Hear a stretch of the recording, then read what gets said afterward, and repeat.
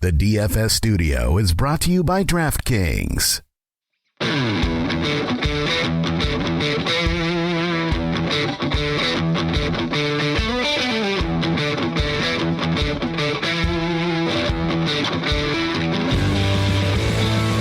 Welcome to the Fantasy Footballers DFS and Betting Podcast with your hosts, Kyle Borganoni and Matthew Betz.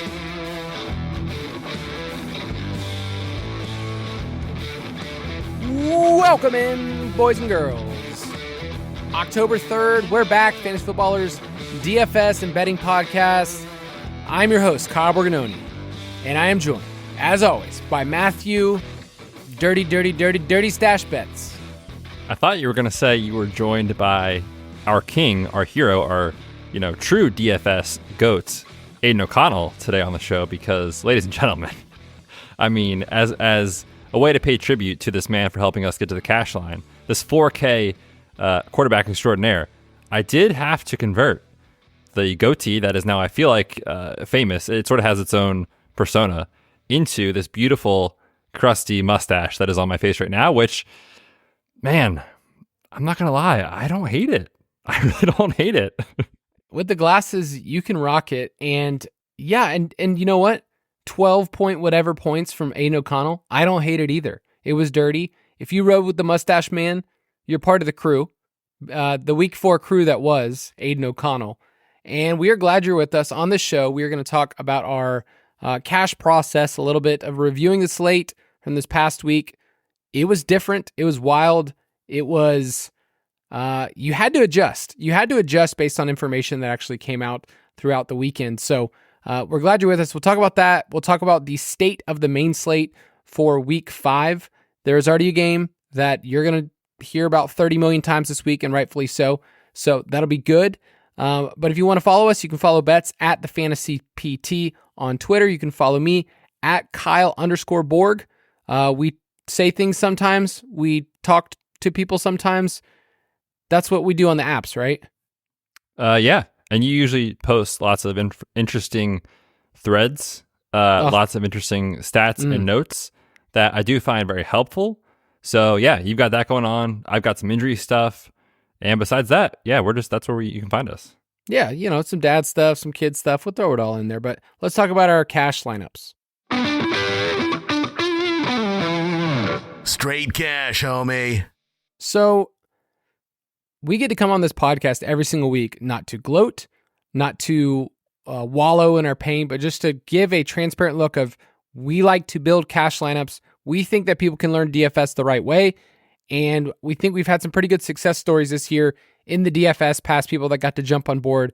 So for us this week, we went from having some pretty clear plays in mind. Like Anthony Richardson, I would say, was my guy until I woke up Sunday morning at quarterback, and he ended up being still a great play. So if you were still on Anthony Richardson, I feel great about that part of the process.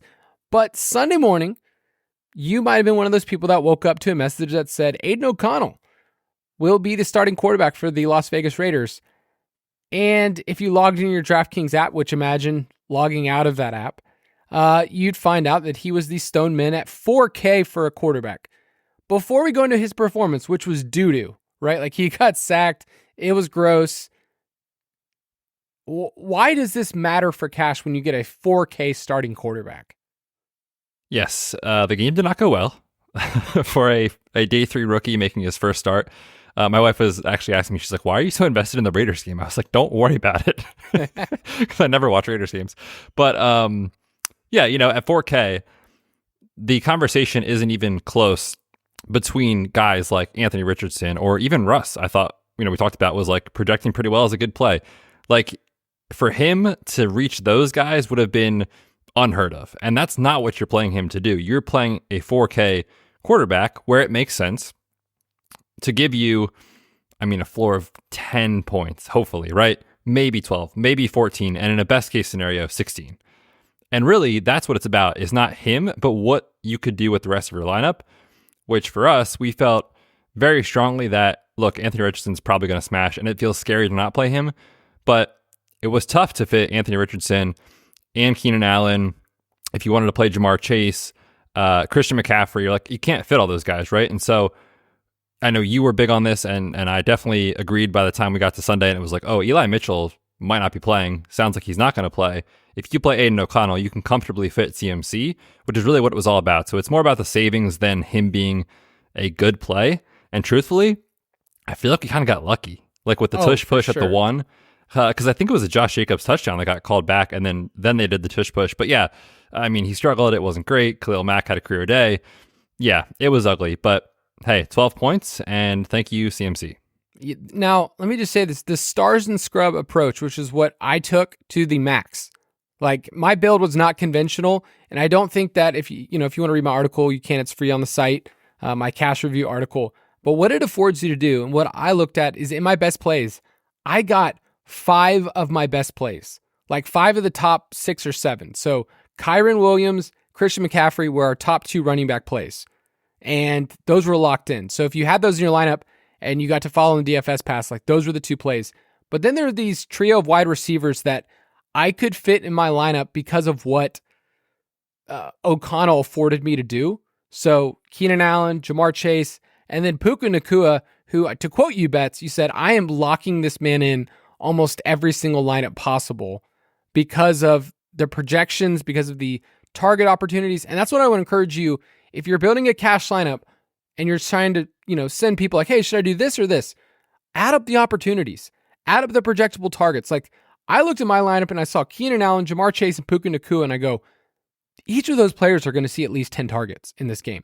Now, Keenan Allen didn't go quite as well, and I might have mentioned that on this podcast, like, hey man, sometimes Keenan does Keenan things, trust me. But the opportunity was there, and I knew the field would play him as well, so I just kind of moved with what the field was doing. But it's not normal to get these kinds of weeks. Like, I think we might get 1 or 2 of these a year where you get a Stoneman quarterback that the field is also going to play. So in my double up, O'Connell was played by 27% of the field, and I kind of guessed at least 30 to 33% would. So it's kind of makes sense with what the group's doing. But any other points you want to bring out about this week in cash? Because if you didn't have Christian McCaffrey, sorry. Man, he was unreal. The C's just opened up for that one too, by the way. With Debo banged up, entering the game, didn't practice all week, and then Eli Mitchell really made him go from a great play to an unbelievable play, even at his price. So yeah, I really thought that you broke it down pretty well, just kind of talking about what O'Connell lets you do for the rest of your lineup, which was getting up to those guys. I was down to a decision point where I was trying to figure out, can I fit in Jamar Chase, but I would sacrifice Puka Nacua, and then I was going to have to drop down to like a Tank Dell, Adam Thielen types, which Thielen was great, and he worked out. We took an under on him in props. It did not work, but he was great, so that certainly could have worked. Man, truthfully, my decision point was just the game environment. Like, I felt so much better about Puka in the dome taking on that zone-heavy Indy secondary that we sort of pick on every week, it feels like, that I felt comfortable not playing Chase. Man, I didn't think the run out would go the way it did. If you lose T. Higgins and you get the Tennessee pass funnel, I would think he smashes most weeks. Clearly he did not. So I feel fortunate to be on the right side of that one, certainly. But man, that offense scares me. I'm heavily invested in best ball, so I'm worried about the Bengals situation. Yes, and my last little point for this past week is do not use what happened in week 4 as gospel for week 5. It's a completely different slate. We'll talk about it, especially with bye weeks. Things will change. Roster percentages will change. I did want to bring up a point that I saw in Discord, and I think it's worth a conversation. A lot of people are asking about duplicated lineups, like, hey, I'm playing in a single entry double up, and there's about 8,000 people in it, and I just found that, there's like 80 people with the same lineups. Keep in mind that as you start adding players, or maybe a better way to look at it is removing players from your player pool, it kind of decreases the options of where people can go. So for instance, if you have Christian McCaffrey and 50% of the field had Christian McCaffrey and 56% had Kyron Williams, like, a lot of lineups are going to show up with those 2 guys in the running back position. That takes out a lot of different options, okay? Then, if you're playing a cheap quarterback like Aiden O'Connell or DTR, then that also changes things, which that came up too, right, in the conversation. Like, should I play Aiden O'Connell or DTR? And we kind of just didn't look at DTR because, yes, he has rushing upside, but the game environment was just so bad, right? Yeah, that's really what it came down to for me. I mean, it was that plus kind of a 2v2 that I liked better. But if you played DTR and you considered him, you could have said to yourself, well, he has a rushing, history that we think will be there. But at the same time, the game total was at like 39.5 to 38 or something like that by the time it actually kicked off. And then we saw, of course, a huge shift in the market. The Browns were favored initially, and then within a matter of minutes, the Ravens were favored by like a field goal or something by the time kickoff got here. So things sort of just got away from the Browns, and it kind of felt like that spot was coming. Not to mention, he was also 4,600, not a free square at 4K, where, it sounds like it's not that much, but it is very important when you're considering, can I get up to, Puka, or can I get up to Keenan or CMC or whoever your guy was that week? So yeah, that's really what it came down to for me. I did consider him for a brief second, but then I saw the game environment, and I mean, the Ravens are a pretty good defense most weeks. Taking on a quarterback like that, you and I said, we're like, man, they're just going to hand the ball off over and over and over again, aren't they? And the game environment really got away. So yeah, that's what led us to Aiden O'Connell. Like I said, I still feel fortunate it worked out, but really it was about getting up to the other guys in your lineup. Yeah, and I let everybody know it was 6:20 in the morning when I let out, hey, this is what's changing in our best plays on a Sunday morning. Our projections eventually updated so people could see, like, yeah, he's a good value. Obviously, he wasn't a smash play, but what he afforded you to do was totally fine. But when you're building cash lineups, keep in mind, the pool of players keeps on shrinking, and then you're just kind of looking at a lot of like 2v2 swaps. Like, you want to play Tank Dell and this guy, or do you want to play, this defense and another defense? Like, there really aren't that many plays. And then this next week, when we have only 10 games on the slate, like, the plays shrink even more. So duplicated lineups will happen. I see it all the time. Somebody will say, like, I'm playing against someone head to head, they have the same lineup. How is that possible? And I try to like be kind, but also like go back, like, do you realize the other person's saying the same thing too? Like, how do you have the same lineup? And there's a lot of like overlap. Like, Kyron Williams should have been played 90% of the field, in my opinion. Like, he was the easiest call, I think, on the board of projectable opportunity and price. And in mine, he only landed at like 57%, which didn't seem like a lot. But the industry's smarter, right? Cash, maybe like 5 years ago, was kind of the wild, wild west. Now you're getting projections, you're getting people to pay for services of just give me a lineup. So yeah, you're going to see duplicated lineups, right? Yeah. I mean, all the time. And that happens. I mean, I think both play a decent volume of head-to-heads, but yeah, I see a ton of duplicated ones in mine as well. It kind of is what it is. It's part of the process. And like you said, it's part of the fact that when you really whittle it down, like, you're looking at most weeks a 3v3, a 2v2 situation. So of course there's going to be a ton of overlap. But I agree, like, even though the field is getting smarter, Kyron Williams, man, he should have been 80+% at least. I was shocked. So that is an example of where there is still an edge in DFS because his projection was massive. He's playing 100% of the snaps, or roughly around there. Goal line roll, pass catching, fit everything. Game environment we liked as well. Let's talk about some week 4 winners, though.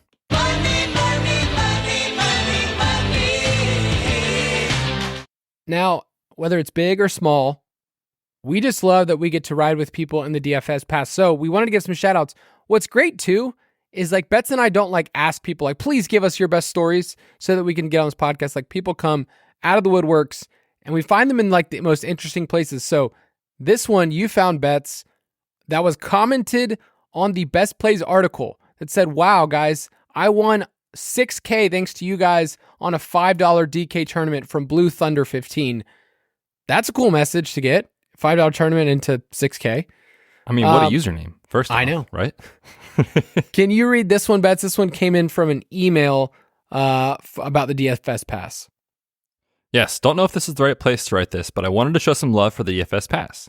I've gone from just listening to the podcast last year to getting the DFS pass through the UDK Plus, and overall it's been awesome.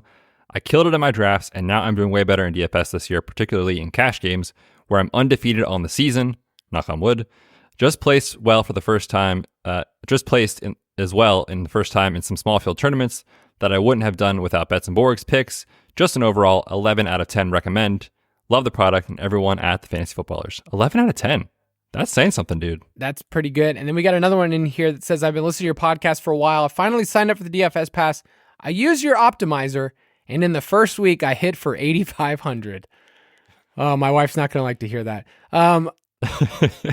Yeah, so we mentioned the DFS pass every single week. We had been running a promo for the last 2 weeks, for people to get in. We will hopefully run some more, but here's what I always tell people. Like, the DFS pass can pay for itself in a week. So if you go to dfspass.com, you can, use the promo code DFSPod. We won't even tell Andy, Mike, and Jason that we're just going to throw that in there because we like you guys. You can save 10% on that. So dfspass.com. Let's talk about this slate. State of the main slate. Each week, Betz and I refer to the DraftKings Sportsbook lines. It's where Betz and I play. So go to sportsbook.draftkings.com. And we're going to check in with a quick wager before we get into this week's lines. Betz, my ATL boys, they went to London, they hit the over, and they lost. So I'm just proud of Desmond Ridder for getting over 180 yards. And I think didn't you say you took Jacksonville in a survivor pool? Oh, yeah, that one was, I go through the week, and it's just a free survivor pool, but it's like I'm through week 4, and I could have taken some easier ones, but I was like, I don't know if I'll ever use the Jaguars again, but I feel confident against the Falcons in a run-heavy approach where the Jaguars have been top 5 in EPA per rush attempt. Like, they've been pretty good against the run, and it's just going to force Ridder to throw. So I liked that line, and it was sad because, like, when things started moving the second half for the Falcons, I was like, all right, there's some momentum, and then it just fell flat with Ridder. But he hit his over, and that's all we care about. That's all we care about. And, Arthur Smith, fellow mustache man, already told us it's Ridder again moving forward. So I hope you're ready to hopefully not take another gross over. When you decided that we were going to take that, I was like, man, please don't make me start my Sunday on a bad note, having to watch Desmond Ridder, A, and B, double dipping on an over, Kyle, at 9:30 in the morning is not something I want to do most weeks. Did you cringe? Had to take the over. Yes, I cringed. I felt when I hit so the place bet button. I feel bad taking Falcons props for anybody. I feel bad because I'm not trying to force anything into it. And then when I like the numbers and I'm like, oh gosh, should I mention this? I hate even telling Betz that I'm thinking about maybe doing this. And then I didn't even tell him. I just made it an official play. And they both hit. So that was great. Speaking of the props, though, we did mention there's going to be a week where we regress. And sadly, it was this week. We had our first down week, 3-5 in the DFS pass. And more importantly, no birthday parlay if you listen to the Friday show. I think it only went 2-5 or something like that, or 1-5. Yeah. Zach Wilson comes down on Sunday Night Football, game of his life, of course, but it didn't matter. It was all done from there. But side note, shout out to Zach Wilson. Actually looked very good on Sunday Night Football. Almost pulled off the upset there, but the props regressed. One that is continuing to go well, Carolina under 7.5, man. I don't think really care that they're losing, right? Because they have a rookie quarterback, but at the same time, they're not really showing any changes in the scheme. Like, Minnesota, clearly a pass funnel defense, but they were intent on running the ball. Miles Sanders coming off the groin injury, and every time that they would get to the line and he would like check it, it was like this like dinky little wide receiver screen play. Like, it wasn't even aggressive passing. So you can't win games in the NFL in that situation. They're banged up on defense. I mean, this could cash in like a month at this point. So I remember going back to those shows. So it's what Betz and I love doing, is going through the schedule early on and talking about different place schedules. And I have some people that say that it doesn't matter. Like, I kind of overemphasize, like, oh, there's a first place schedule, it's a second place schedule, it's only like 3 extra games. Like, ask the Bengals that this year, because they are getting destroyed and they still have some of their hardest games still coming up, as a first place schedule. The Panthers had a second place schedule and they are just getting walloped. Okay. So, it was against Seattle. They still have a game against Dallas, and it's ugly. So I just want to say, like, when we're doing our forecasting for these teams early on and we pound the table, it's like, there's something wrong about a rookie quarterback and the line being at 7.5, and it was plus money when we took it. So that's the one that we felt the strongest. Last year was the Cardinals. This year it's the Panthers, rooting against bad football. That's just part of what we do. I also say speaking of the Panthers, I took a pie in the face with Adam Thielen. How the heck did that guy have a 20-plus yard reception? I don't know. I'm so mad, man. But he keeps getting it done. He's a PPR monster. If you took him on like a full PPR best ball site, DK or like Drafters, it's working, man. I don't have much Adam Thielen this year, and that could come back to bite me. All right, let's take a quick break, and we'll be right back. This Halloween. Mystery lurks around every corner. Bundle up with Disney Plus and Hulu. What are you scared of? The dark. It's spine-tingling fun on Disney Plus with Haunted Mansion and Goosebumps. I'm gonna need you to spread the word. Then feel the bone-chilling terror on Hulu with The Boogeyman and American Horror Story Delicate. Something's happening to me. The Disney Bundle with Hulu and Disney Plus. All of these and more streaming this month. Plans starting at $9.99 a month. 18 plus only. Access content from each service separately. Offer valid for eligible subscribers only. Terms apply. All right, into week 5, Betz. Week 5, we're here looking at the early lines in the game. So I wrote these lines down on Friday, and you can get those at DraftKings, which is really great. And one of my favorite things to do is to look at these early lines, and if you want to, guess where you think the line is going to move. And oftentimes, if a game is hovering around 48 or 49, people will start betting it up. So there's one game this week that is over 50 points. That's Kansas City at Minnesota. It's now up to 52.5 as of this recording. And you can correct me if the line's moved since then, but Philadelphia at the Rams is another game that's been bet up from 46.5 to 48. And the Giants at the Dolphins has been bet up from 49 to 49.5. So we have 3 healthy games for this next week. Yeah, and those do look like the best game environments on the slate, especially when you consider, like, you know, the Bills are in London on Sunday morning against the Jaguars. There's a couple teams on Sunday Night Football with the Cowboys and the Niners that we always love. So yeah, the game environments as a whole kind of zoom in on those 3, I would say. And looking at the lines right now, that's kind of what I'm seeing as well as what you mentioned. So right on track there, but I like those game environments for sure. All right, double check this for me because I want to make sure that my sportsbook is not glitching. Is the Eagles-Rams game now at 50? It is. Okay, so just so you know, that game on Friday, you get the early line. It was at 46.5. That is a lot of movement. And giddy up. I know. So I'm excited. I'm excited for that game. The top 5 team implied totals this week. Who are those teams? Yeah, so at the top we've got Miami 29.5, KC at 29, Philly at 26.5, Detroit 26.3. And then Minnesota, 23.5. I feel like these are a lot of teams that we have looked at before, and now we're just getting different combinations of, you know, different environments. There is a game, I can't wait. It's a Sunday night game, but it's Philly and Miami, another game later on in this year that we're going to be like, oh, that these teams, we've seen them play so much, now we get to see them match up together. With the bye weeks, though, how do we handle this differently? Because we have the Chargers, Browns, Seahawks, Bucks, and then, of course, Thursday night game, a London game. This is a small slate compared to what we've been used to. So with 10 games, how do you approach this differently than what we've been doing? Yeah, bye weeks are officially here, so this will be the case moving forward, depending on how many teams are on bye or not. But if you're used to these, 12, 13-game slates, obviously your player pool is going to shrink. As a result, the quote-unquote best plays in cash are going to condense, I think, even more.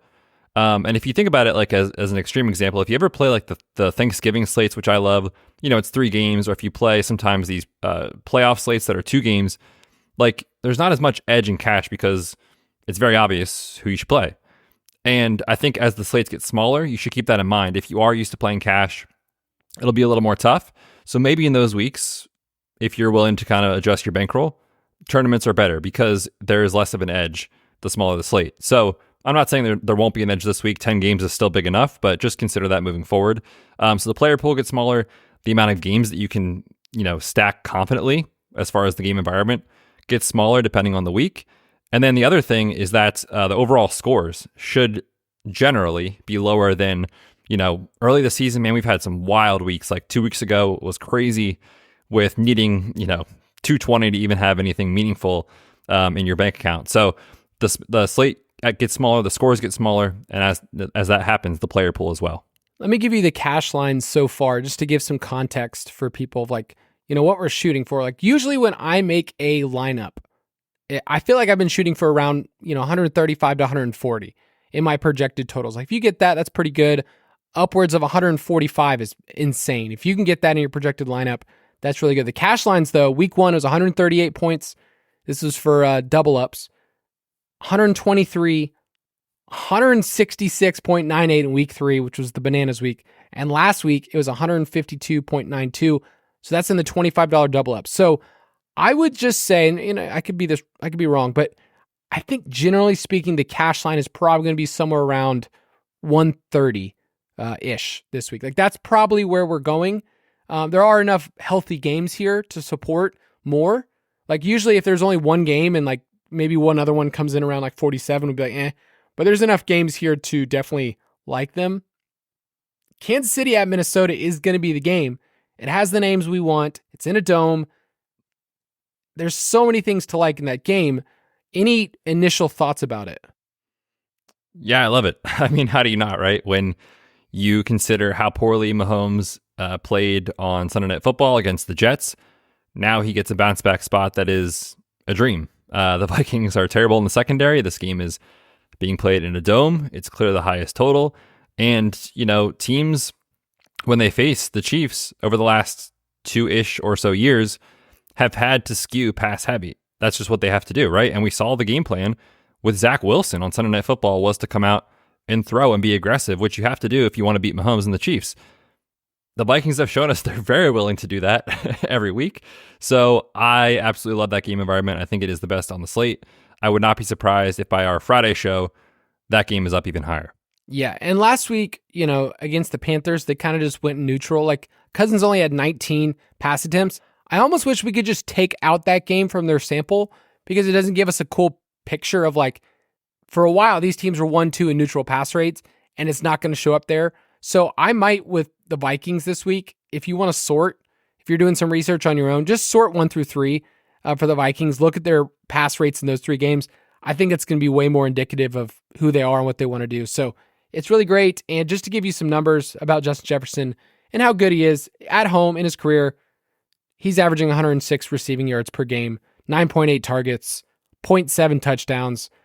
It's cool when you get like the best players in the game who also get touchdowns now, like 2 touchdowns this past week. You're getting some insane totals. He's just awesome. So Justin Jefferson, I think is actually too cheap this week. We'll talk about him later, but I think his price didn't really move, and I thought it would with the game environment. Like last week, he wasn't really one of my best plays because I didn't love it on the road. I thought it was going to be a slow environment. This says like you play Justin Jefferson. If you want to pay up, do it. The running backs are gross. So pay up for wide receivers this week. I wrote down Philly at the Los Angeles Rams, and I didn't know it was going to be bet up all the way to 50. So of course it's going to be one of those popular games, but I think people will try to chase Kyron and Puka. And we do have news that Kupp can return. We have no idea as of this recording what's going to happen, but he's really expensive. I don't know if you saw his price bets. It's $8,600. That's not cheap. No, I'm not. Dude, DK is not doing anyone any favors this year. Come on. I keep saying it every week, but Jalen Waddle has done nothing, and he's still like almost 8K every week. It's like, what is happening here? And then, yeah, Cooper Kupp hasn't played this year. He's one of the most expensive plays on the slate. Saquon Barkley didn't play on Monday Night Football, coming off high ankle sprain. He's the most expensive running back on the slate. So it's tough, and I agree with you. I don't think even if he's active, you can really play him with like in a tournament, sure, of course, but in cash, you can't really play him with confidence. Right now, we don't know that information, so DK did do a good job of pricing up Karen and Puka in the event that Kupp is not back because they've both been so good. Their roles are so good. So, yeah, I could see it. And look, I mean, Philly's defense has regressed majorly compared to last year. Look at what Sam Howell just did with Terry McLaurin and his guys.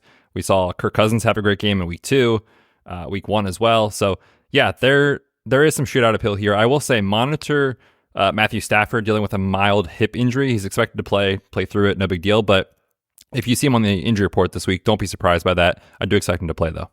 The sneakiest game this week, to me, is Carolina at Detroit. Detroit home games is something we chased a lot last year. And I think it's not really the same exact formula. Like their defense is much improved, so the plays per game are just looking very different. When you turn in terms of shootouts. But Jared Goff at home is viable. We know Amon-Ra is. David Montgomery looks like a workhorse, and he's not super expensive. I think getting cute with Jahmyr Gibbs is kind of fun. Adam Thielen, you could look at. So I think there's enough appeal for that game to be usable, especially in many correlations. It's only at 43.5, so the total's not great.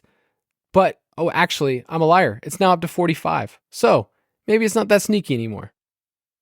I mean, it's on the move. These are the ones that I do like to identify, though, early in the week, is when you do see movement, like you talked about with LA and Philly, and then this game.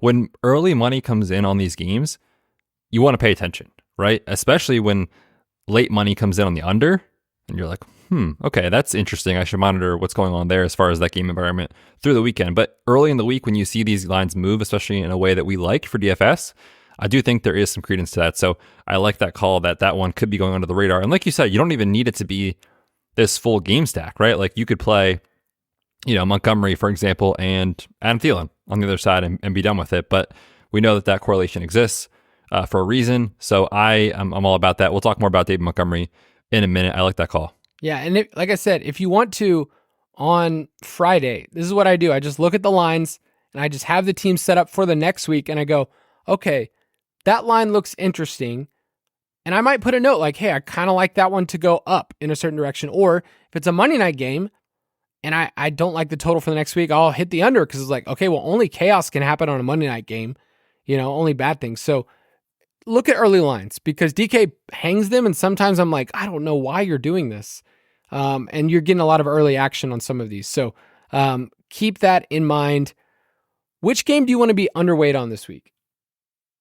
Yes, I am not super into the Baltimore and Pittsburgh game. The first thing is that it's at the 38.5 total.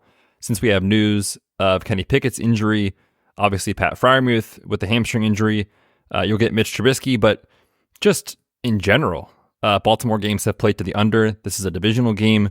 These opponents know each other very well. It's sort of that classic AFC North tough game environment, so to speak. But man, the Pittsburgh Steelers have been so bad on offense that you really can't trust them to push back against Lamar, which Lamar and his guys have kind of been good enough. Like he's been good, obviously, for fantasy. We saw Mark Andrews finally have a great game. Thank goodness for me. But they really haven't been tested. Like they haven't been pushed late in the game where we get these high-flying environments. So I hope it comes soon for these Ravens stacks that we've been so excited about, but they're still banged up, and Pittsburgh is rolling out Mitch Trubisky. Thank you. Yeah. The Steelers are sad, man. It's just a sad team to think about. They got destroyed by the Texans. Speaking of teams that got destroyed, what happened to the Saints at home, man? Because that was a train wreck against the Buccaneers, and right now, they are 1.5 point favorites or 1.5 point dogs on the road in New England. Another game I just don't want any part of. Who knows what Derek Carr's doing because his air yards were 0.4 per completion. That's Alvin Kamara. People are going to want to play him, by the way, after that performance. And I can't do it. I'm sorry. 13 receptions isn't repeatable. And if it is repeatable, it's not really as advantageous as you think. So I'm not early on in the week. He's not in my cash pool. Yeah. I mean, we'll see what happens throughout the week. I guess running backs suck. I agree. It's just not a game environment you like, right? Like I'm looking at their betting results. They're 0-4 against the spread. They're 4-0 to the under. They have not hit their team implied total yet this season, are the Saints. They're averaging 15.5 points per game. That's 25th in the league. So, yeah, it's just not an offense that you want to invest in right now, especially with a quarterback who's dealing with a banged-up shoulder. Were you on our site looking at that stuff? Because that's one of my favorite tools that I think a lot of people don't understand is that you can search for teams like the Saints in our search bar, and then you can look at the betting logs. You can look at what they've done against the spread, all those kind of things.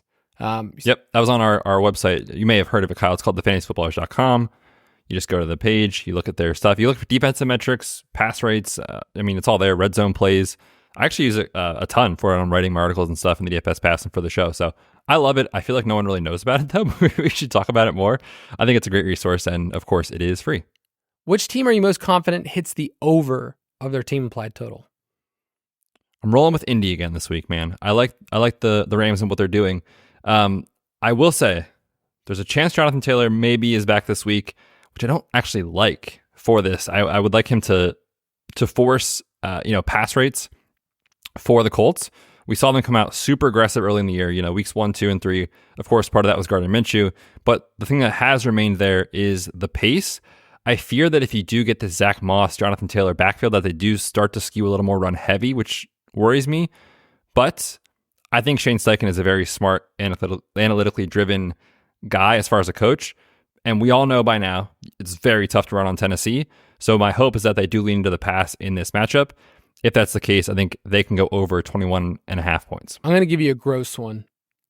I think that there are players on the Jets this week that are viable in DFS. That's really my point here. The Jets, right now, team implied total is 19.8.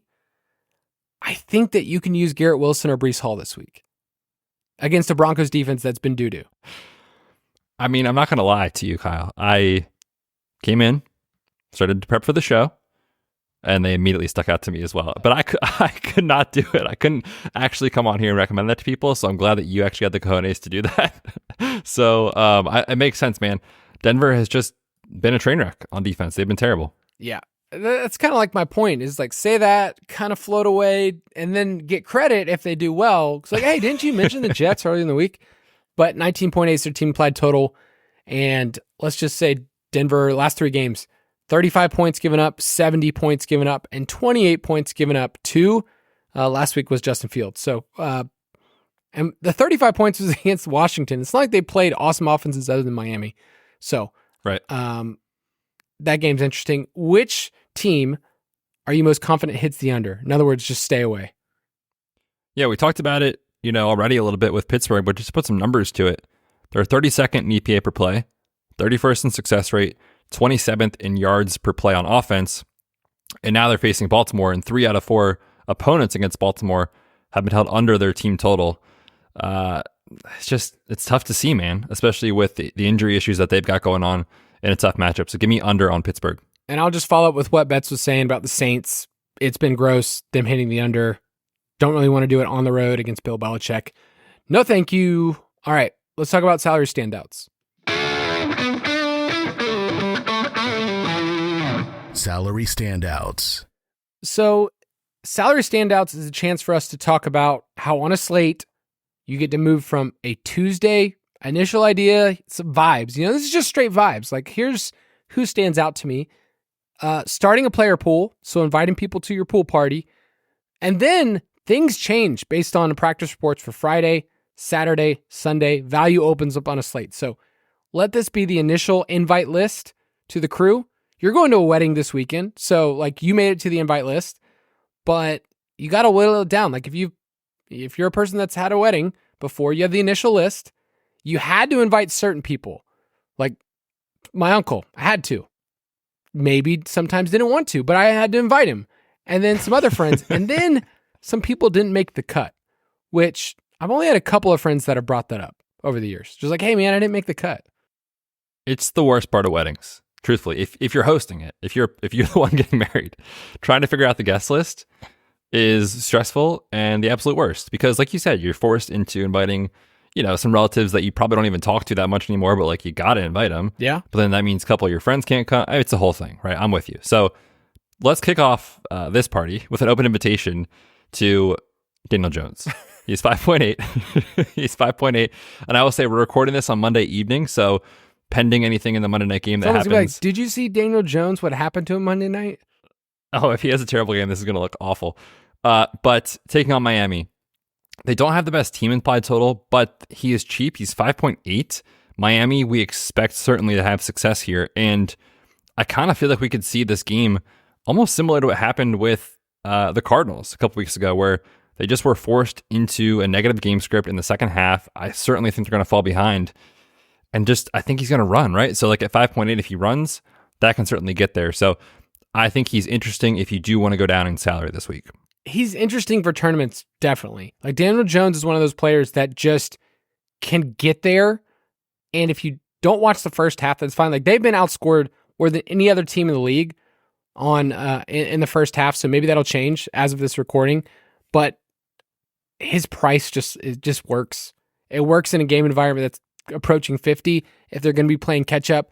And we kind of seen, like, although the Dolphins offense is good, their defense is kind of giving it up in a lot of key spots. So I like that call a lot. The expensive guys. Okay, so Patrick Mahomes is 8.3 on DraftKings. He's 9.2 on FanDuel. So he's not just being given away, but if you just wanted to pay up and say, hey, Patrick Mahomes on the road just is better statistically than at home. It's in a dome. I trust their team implied total. Like, I have no problems paying up for that in cash on a week where Anthony Richardson's not free anymore, right? Like, he's now $7K, so he's $300 more than last week. And other than like Jalen Hurts or Kirk Cousins, like, I don't know, Mahomes stands out to me as like, he's worth that price. For sure, especially after what we just saw this past week, where he struggled. The Jets have a great defense, great secondary.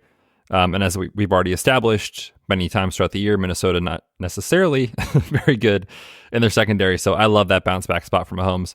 Just a pricing thing, right? 8.3. It's just a matter of what opens up value-wise as the week goes on. Can you get up to him or not is really what it's going to come down to. Kirk Cousins is a better value on FanDuel. So if you want to play him there, he's 7.6. I think that's totally viable. But DraftKings, great price, 6.9 if you want to play him there in a tournament. I like, among the cheapies, Jared Goff stands out at home, 6.3. CJ Stroud at 6K. Is that something that you could see yourself, at least as of this recording, saying, hey, I get it. In cash, if you wanted to go all the way down to that, he plays against my Falcons on the road in a dome. He's been over 300 yards last couple games. Like, could you see that work in cash? I think so. I think it's still tough. It's a tough click, I think, just because we know Atlanta, if the game is staying close, they would love to minimize play volume. They want to run the ball, get Bijan involved, get Algier involved, get Cordell Pat, whoever, Jonnu Smith involved, the boys. And so that worries me from an overall standpoint of the game environment. But it's hard to argue the numbers, man. He's on pace currently, by the way. Did you know, to set the rookie record for passing yards? He's been awesome. And also, that just reminded me, we have actually an under in props on him, which is not going to hit if he keeps this up. He's been awesome to start the year. So I get it. The box score has been incredible. The game environment certainly has me worried. Can I just laugh that Ryan Tannehill and Desmond Ridder are 4.9K? Like, they're pricing him at the point, both these guys, where they're saying, hey, you could just play a backup for the same. Like, that's where these guys are at.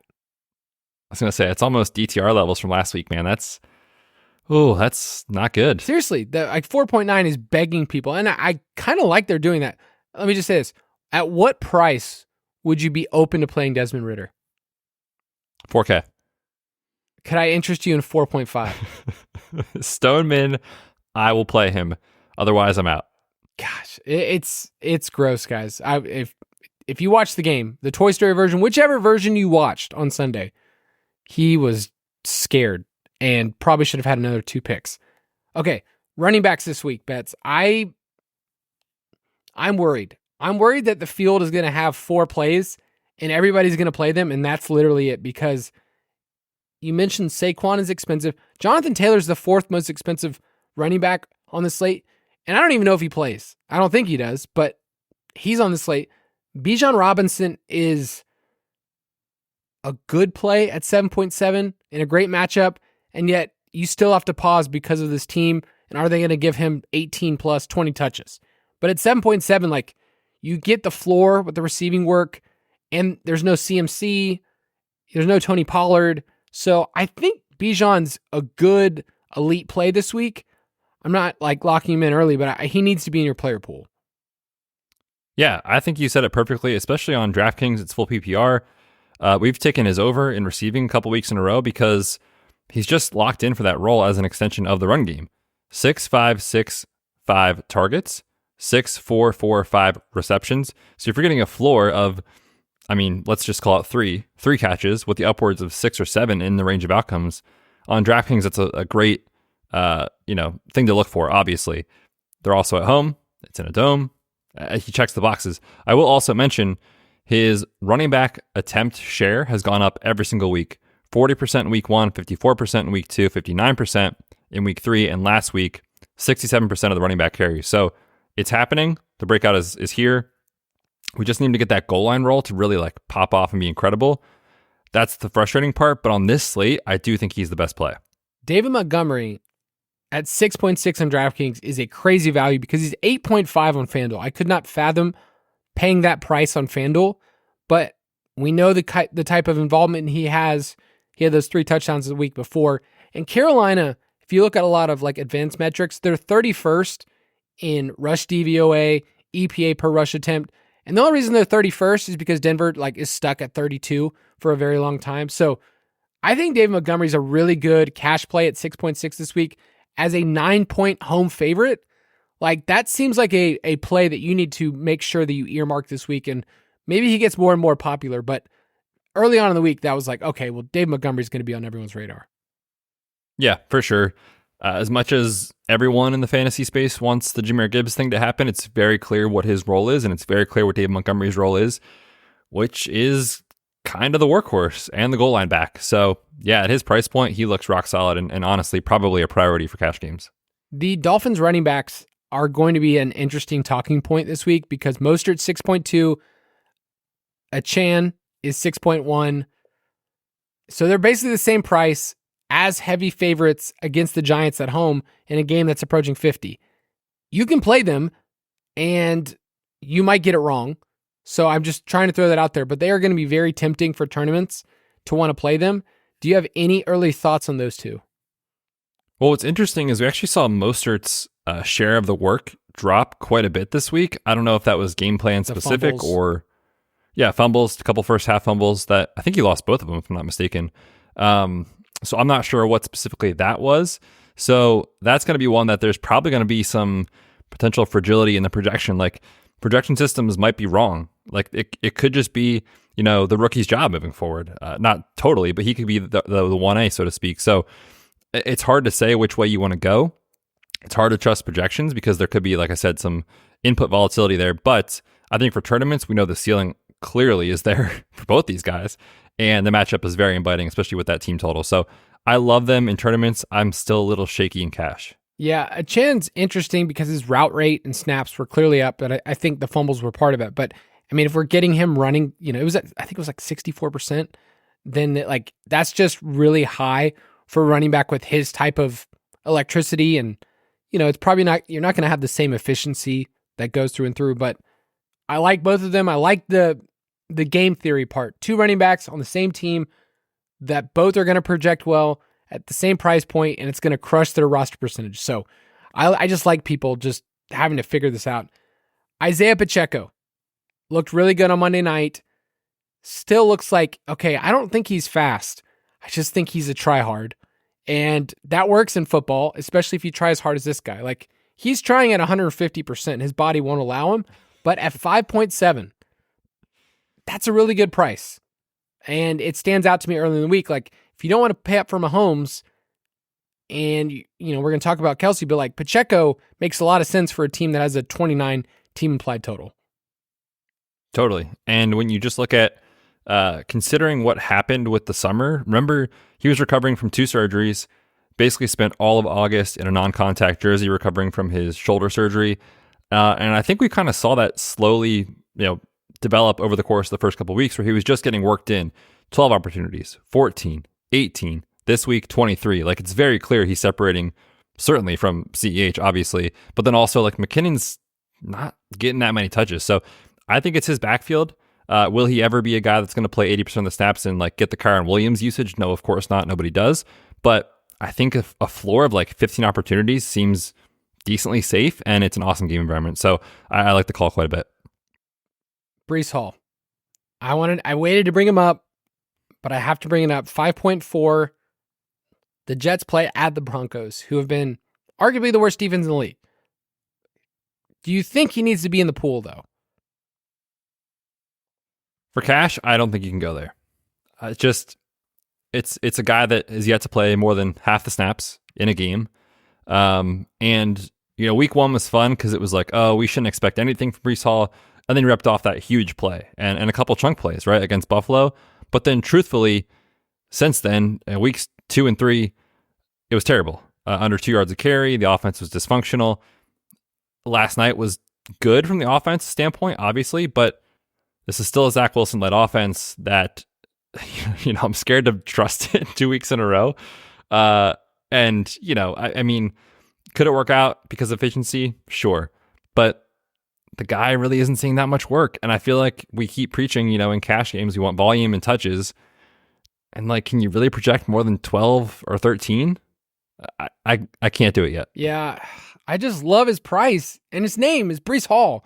At 5.4, if I would have told you that before the season, you would have been like, yes, please. I want to do that Aaron Rodgers offense. It's a little different. But his teammate, moving over to wide receiver, Garrett Wilson, are you interested at 6K? Because the targets keep going up, and we saw some competent play from Zach Wilson. So I feel like he's cash viable. Yeah, I actually don't hate it. I mean, and I didn't mean to be like, oh, I'm in on Garrett Wilson and out on Breece Hall because of, it's kind of talking out of both sides of your mouth with Zach Wilson. But I think you have more chances to get there for Zach Wilson if he's going to see 8, 9, 10 targets at his price, where full PPR, I mean, the dude literally catches everything. He is so good. Whereas Breece Hall, you need the workload and you need touchdown opportunity to get there. So I think if I'm choosing one jet, even considering price, for me, it would be Garrett Wilson. I mentioned Justin Jefferson right now, 9.4K. He should be 10K at home in this game environment.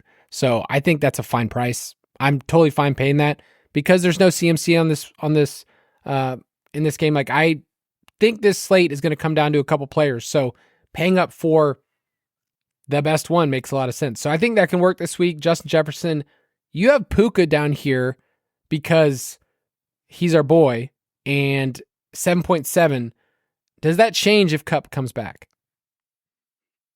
I think he would potentially be a good tournament play and probably less of a solid cash game play, because without Cooper Kupp in the lineup, I mean, you can project 30% of the targets in an offense that wants to throw the football. And as we've seen, against Philly, their secondary has kind of struggled, and they've been very good against the run. So it's another pass funnel situation. So yeah, I think we're going to see a ton of passing attempts. And certainly if you think the Eagles can put up points here, it's going to push Stafford and the Rams on the other side. So I do like Puka in a negative, potentially game environment.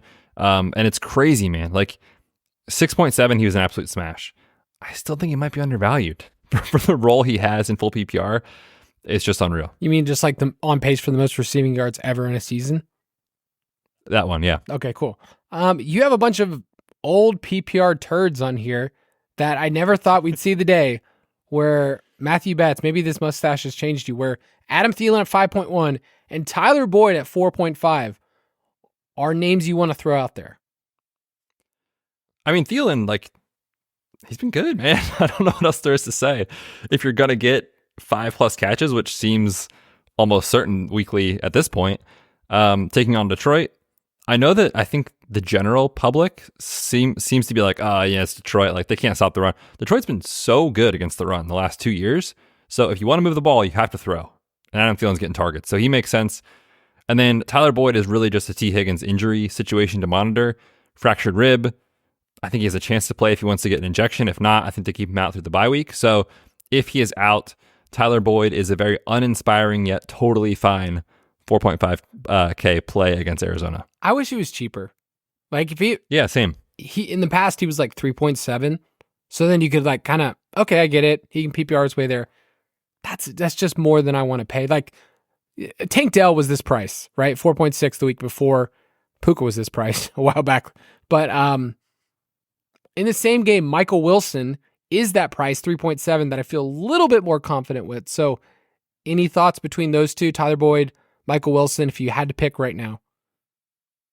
I think Michael Wilson, he's 3.7 as opposed to 4.5. I'm with you. DK is not giving Tyler Boyd away, obviously. So yeah, Michael Wilson at 3.7, I think is solid.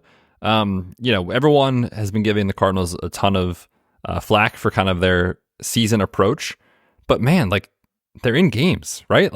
Josh Dobbs is kind of frisky. He gets his guys going. He's competent enough to deliver the ball. So Marquise Brown's been fine. Michael Wilson's had a couple of games pop up. So yeah, I think it's totally fair.